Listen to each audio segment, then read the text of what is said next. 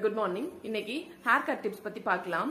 First scalp வந்து ட்ரையா இருக்கும்போது சிவக்காயா இருக்கட்டும் இல்ல ஷாம்புவா இருக்கட்டும் எது அப்ளை பண்ணி ஹேர் வாஷ் பண்ணாலுமே வந்துட்டு ஹேரோட ரூட்ஸ் வந்துட்டு சீக்கிரமாவே டேமேஜ் ஆயிடும். சீக்கிரமாவே வந்துட்டு கிரே ஹேர் வரதுக்கு சான்சஸ் அதிகம். இதுக்கு என்ன பண்ணணும்னா ஒரு 1 hour பிஃபோர் ஏதாச்சும் ஒரு ஆயில், நல்லெண்ணெயா இருக்கட்டும் இல்ல தேங்காய் எண்ணெயா இருக்கட்டும் இல்ல நல்லெண்ணெயில முன்னாடி சொன்ன மாதிரி அந்த சடாம் மஞ்சள் ரூட்டை போட்டு அந்த காய்ச்சினா அந்த ஆயிலா இருக்கட்டும் ஏதாச்சும் ஒரு ஆயில் அப்ளை பண்ணி 10 to 15 minutes நல்லா மசாஜ் பண்ணிட்டு அதுக்கப்புறம் ஹேர் வாஷ் பண்ணும்போது இந்த ஹேர் ஃபாலை வந்துட்டு ப்ரிவென்ட் பண்ண முடியும்.